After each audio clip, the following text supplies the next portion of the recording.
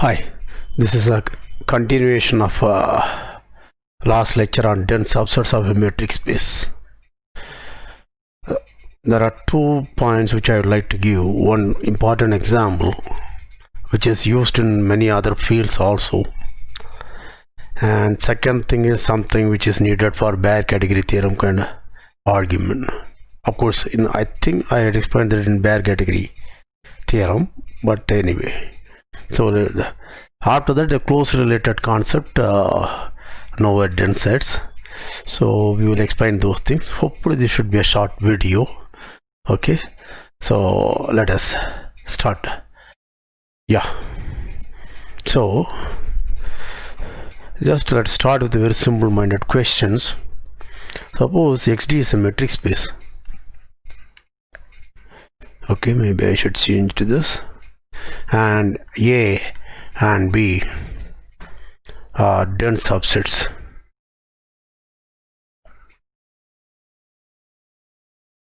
In X. What can you say about, let us see, A is a dense subset of X and A is contained in B. What can you conclude about B?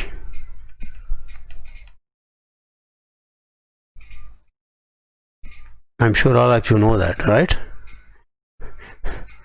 Right, in the small pond, okay, I have a lot of pink fish which is already dense, and I'm also looking for lot of, let us say, turtles.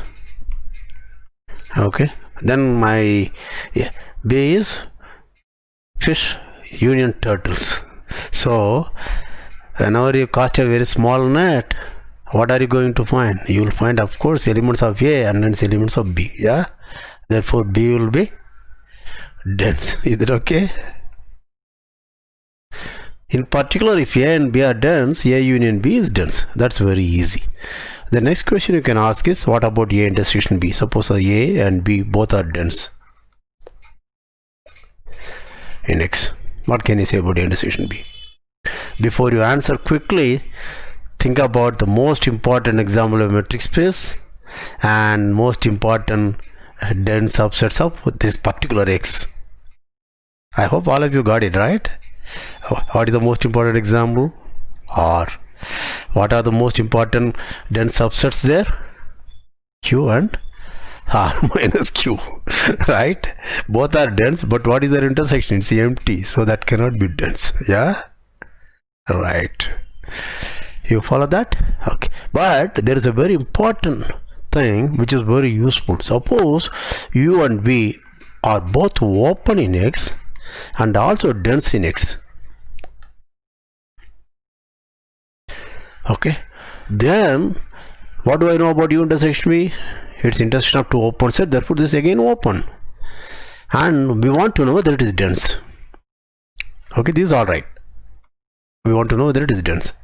You understand that in general intersection of dense sets need not be dense, but just because it's open, I want to know whether it is.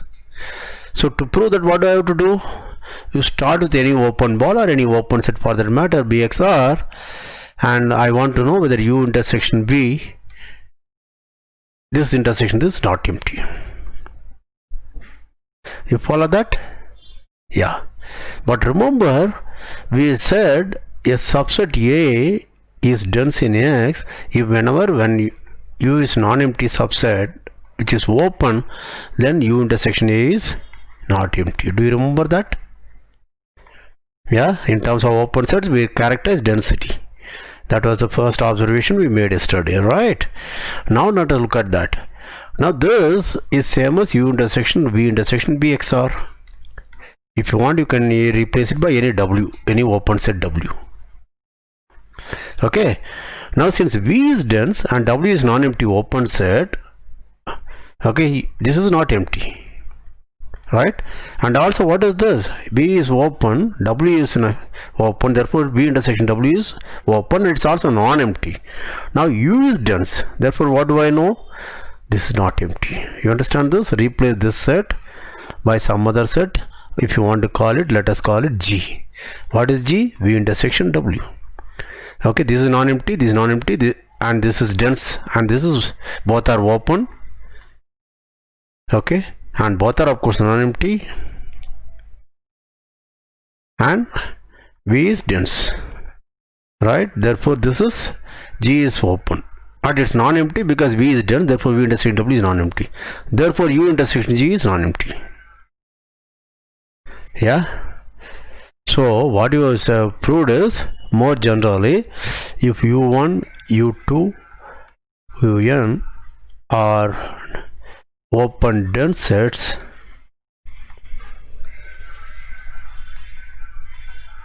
then U1 intersection U2 intersection Un, this is of course open, and it is also dense by induction. Yeah. So pause, review, proceed.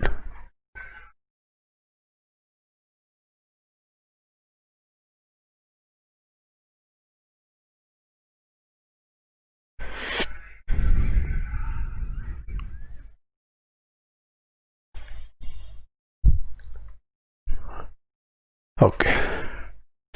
The important example which I was talking about is the following. Suppose let us take x equal to r with the standard metric. Distance between x and y is mod x minus y. Okay. Suppose A and B are closed subsets of x. Then I can define what is meant by A plus B. What is A plus B? It is x plus y, where x is in A and y is in B. Yeah, this will be a subset of R. Remember, if A and B are open, okay, then A plus B is open. This is very easy. Okay, I think we have done it already when we talked about open sets in R and Rn. Okay, but when A and B are closed, A plus B need not be closed. Okay, this is also very easy to see, and there are a lot of easy geometry example. But what we are going to do is something very interesting. We are going to prove something, sum of two closed sets. Not only it need not be closed, it's going to be a dense proper subset of R. Okay, now the example is this. Suppose alpha is an irrational number. Of course, if you want, you can take your favorite square root 2. Right? Now let's look at the set A equal to Z, the set of integers, and take B to be alpha times Z, all the integral multiples of this. Okay, now both are closed sets, A and B are closed. That's very easy. Okay, and what is A plus B? This, according to our definition, m plus, okay, n times alpha, where m and n are integers. Do you agree with that? That's our definition. Earlier I would have written as m alpha n. I thought it's much easier to write like this. Is it okay? Right. Now what we want to say is this is dense. We want to prove.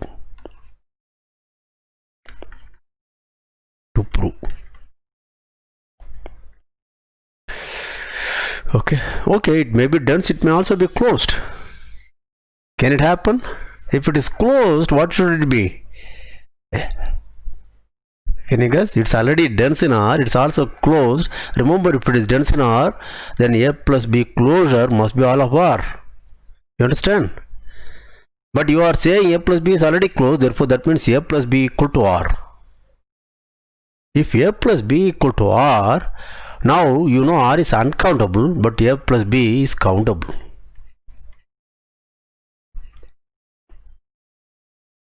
And this is uncountable. Therefore, this contradiction shows, okay, if I prove a plus b is dense, then a plus b cannot be closed. Is the logic clear? Pause, review, proceed.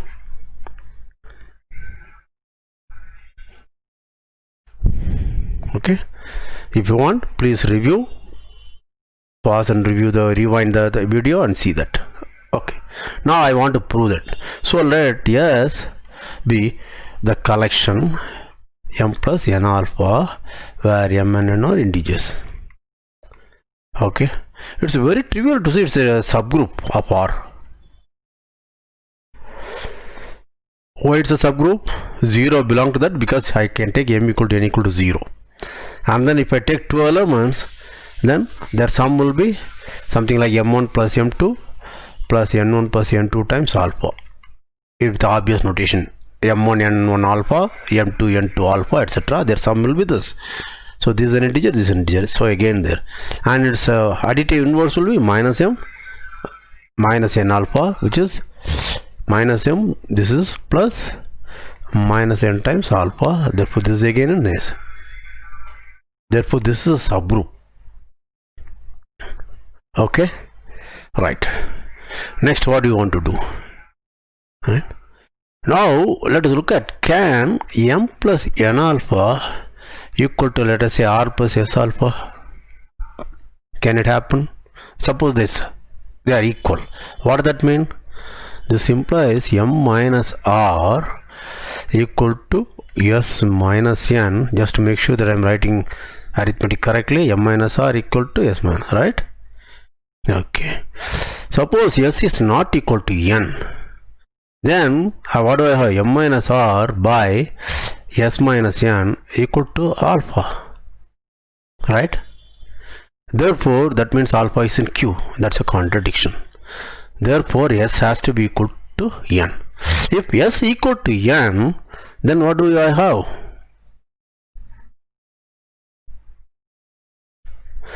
Therefore m plus n alpha equal to r plus n alpha. That means m equal to r.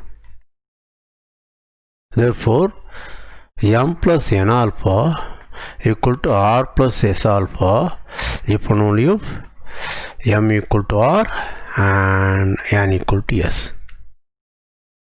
Okay, make sure that you understand this.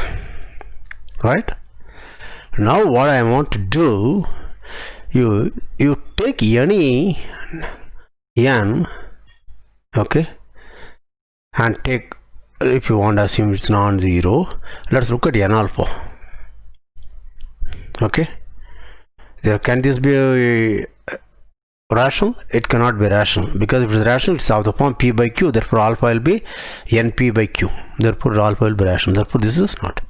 Okay, now let's look at this minus n alpha, where this is the greatest integer less than or equal to n alpha. It cannot be equal to, it's actually strictly less than. You understand that? Because if n is not equal to 0. Are you following me? Yeah, I said n alpha could never be rational. So if it is equal to 0, that means n alpha equal to an integer and hence rational. Okay, anyway, so it is actually strictly less than in this case when n is not 0, right? Let me denote this by Sn. Okay, right. Now do you see that Sn must be an element of S for any n in an integer? Remember, when n equal to 0, what does it mean? It is just S0 is 0, because n alpha will be 0, this will also be 0. Is this clear? Sn has to be n, because why? Sn is n alpha. Now remember, n alpha is an element of S. This is an integer, therefore it's also an element of S. Why it's an element of S? Go back. What is it, our definition of S?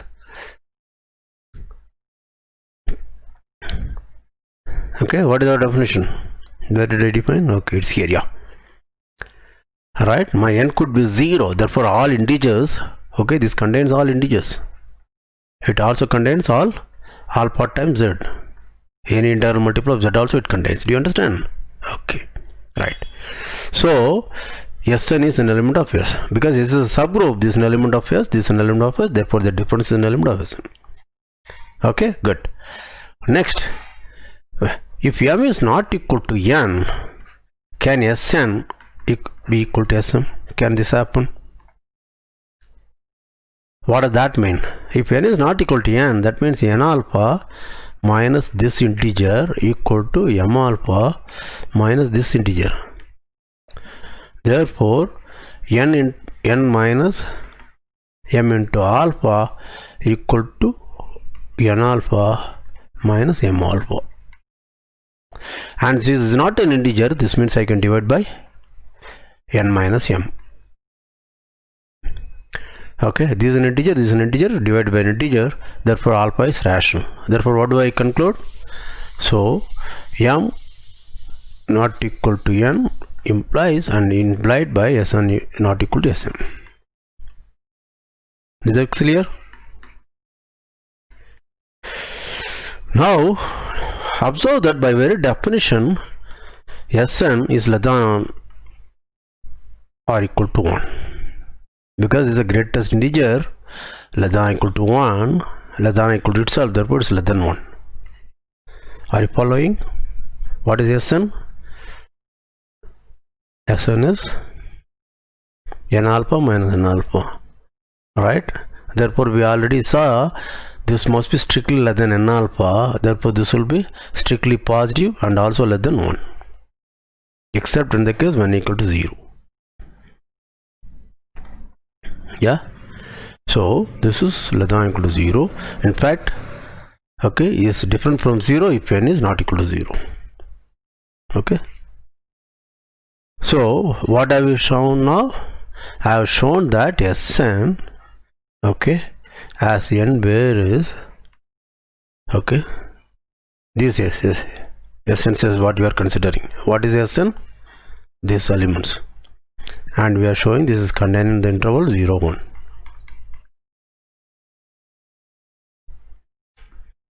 Right? Okay. Now, what do I want to show? I want to show that this is dense here. Remember, these are infinite. This is an infinite set. Why it's infinite set? We already saw Sn is different from Sm if m is not equal to n. Therefore, this is an infinite set. Okay, right. Now, what do I want to do? I want to show that. So I have 0. Okay, I have 1. Take any epsilon. I want to say 0 is going to be a cluster point of Sn. If you don't understand the word cluster point or accumulation point, or okay, you can forget. You will show that. I want to say there exists some Sn here. Right? Are you following? In the interval 0 to epsilon, I can always find an Sn. Okay, how do I do that? This is where the so-called Dirichlet's pigeonhole principle comes.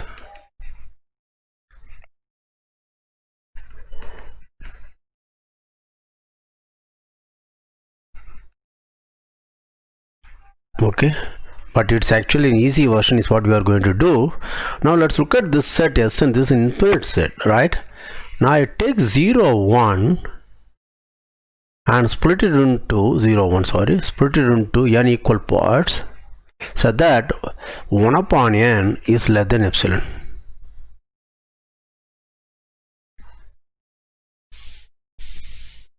Okay, by Archimedean property I can always do that.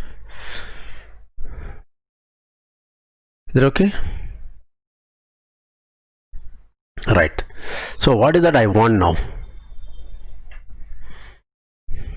Right, now I divided 0, 1 into n equal parts, 0 to 1 by n, 2 by n, n minus 1 by n, and n. Right, there are n equal parts. Right, Now let us look at all my Sn as n varies over capital N. They are contained in 0, 1, and we know this is an infinite set, right? Therefore there exists infinitely many elements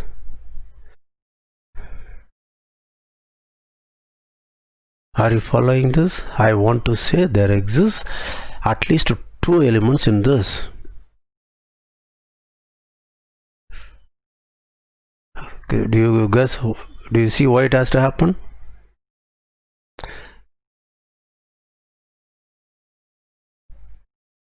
Yeah. So I claim there exists m and n such that Sm. See, this is not the same n, so let me say Sm and Sk both are in 0 to 1 by n.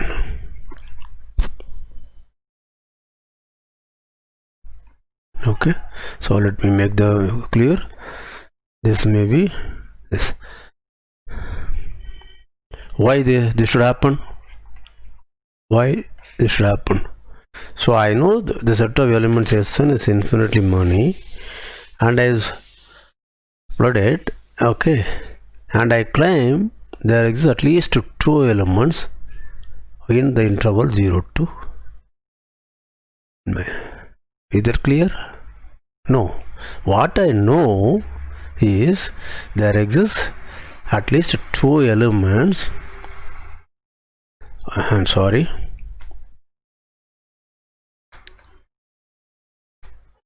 Yeah. So there exists some interval j by n or j minus 1 by j by n in which at least Sm and Sk should be there. Do you understand this? Because I have this set is infinite set. If each one of the subintervals has only one element, then that means there are only finitely many Sns, but that's false. Therefore there exists some interval, call it, if you want, jth interval. This is the first interval, this is the second interval, there is a jth interval, okay, in which there are 2 elements Sm and Sk. Have you understood? Very good. Now Sm and Sk both are where? In this interval j minus 1 by n, j by n. So therefore what is the distance between Sm and Sm? Okay, if you want I can always assume Sm is greater than Sk without loss of generality. Therefore Sm minus Sk should be less than the total distance, which is less than or equal to 1 by n, and 1 by n is less than epsilon. Do you understand? Now where are Sm and Sm? They are in S. Why? Because we already said these elements, each of these elements are in S, and S is a subgroup. Therefore Sm and Sn both are in S. Therefore Sm minus Sn, call this as S. This is in capital S. Therefore, do you think I have proved it? What did I want to prove? I said give me any epsilon. I said there exists an S in capital S such that S is less than 0. Have you understood? Please pause, review, proceed.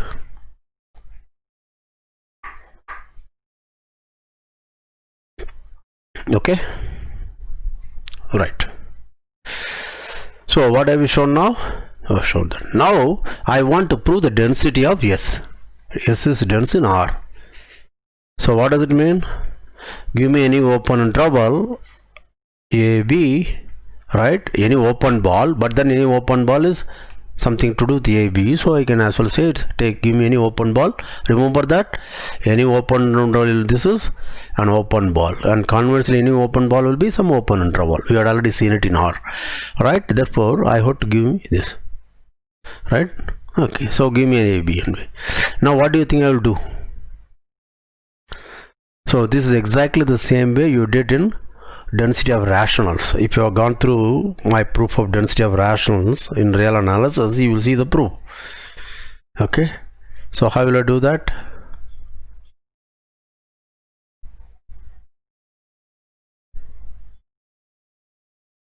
Yeah, so let epsilon,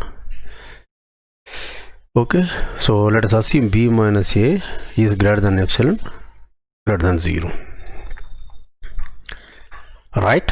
Okay, now I know there is an element of s which is between 0 and s. All right, this is 0, this is epsilon. I know there is an s, an element s somewhere here, right? Okay, now how do you think I can do it here?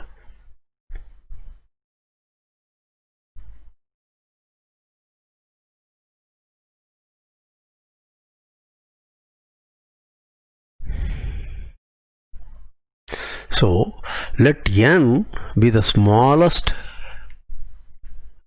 okay, integer, sorry, it's the largest integer, so that n minus 1 times s is less than a. Okay,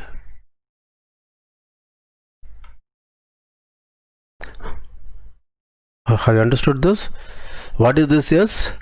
For this epsilon, I know by whatever we did earlier, there is an s, right, in the set, so that it is strictly less than epsilon. Do you understood that? And this is an element of s. Fine, good. Now let's go. Okay, now let's choose largest integer n, so that this is less than a. Yeah, now you can ask a question. Suppose a is positive and s is 0, then there is no such largest integer, right? Okay, yeah. Now do you see why this s is non-zero? Do you see why I can choose s to be non-zero? Yeah,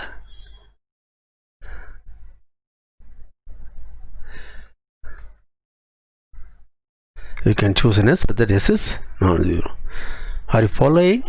Right, now let's again look at the picture. I have n minus 1 times s, this is a, this is b. Remember, s is an element of s, therefore n times s is also an element of s because it's a subgroup, right? I want to say n times s lies, remember, n is the largest integer, so that n minus 1 is s times s is less than a. Therefore, what do I know about n times s? That has to be greater than, or if you say less than equal to, okay, it's greater than, strictly greater than a. Yeah, so if I say less than equal to, then I can even say equal to 0 is all out. Okay, choose anything. Anyway, so let us look at ns is greater than a. Are you following? Now I want to say ns is less than b. Suppose ns is here. Now what is the total distance here? Total distance is s, which is less than epsilon, but this is already greater than epsilon. That's a contradiction. Therefore my ns, this cannot happen. Ns has to be here somewhere. Therefore I have found an element of s which is strictly in between a and b. Okay, I hope all of you followed this. Pause, review, proceed. Says a little trickier proof. Okay, go through this again. If you have any doubt, please write your comments. I will explain in the next video. Okay, let's go through this. These Sn's are infinite. I subdivided 0 to 1 into n equal parts. Okay, therefore at least one subinterval should have more than 2 elements. Okay, call them S and Sm. Okay, they are distinct. N and Sm and Sk, they are distinct. Do you follow that? Yes. And since they are distinct, I know this is non-zero, because yeah, if m and k are, we know that Sm and Sk are distinct. If m and k are distinct, you understood? Therefore this is not zero. Okay, I forgot to explain that. I came back and explained that. Okay, right. Okay, that's about it. I hope all of you followed it. Go through this proof. It's a very instructive proof, and because this kind of thing is used in many fields. In number theory is used, ergodic theory, dynamical systems, and something very similar, not exactly the same, in immersed submanifolds and differential manifolds geometry, and again in terms of Lie subgroups of a group. Please remember, not exactly this, something's very similar to that in the last two examples: differential manifold, differential topology, geometry, or Lie groups theory. Okay, because you should not catch me in that. And another thing is, it also taught you an important trick. You saw how we said that there is at least two Sn, Sk and Sm which are trapped in one subinterval j minus 1 upon n to j by 1 upon n, j upon n. Okay, and that is called pigeonhole principle, and it's a very important trick in combinatorics. It's called a counting trick. It's very important to master that, so please go through that. If you have any doubt, please write your comments. If they need some serious explanation, I will take it up in a next video. Thank you very much. I hope all of you learn. Bye. Take care.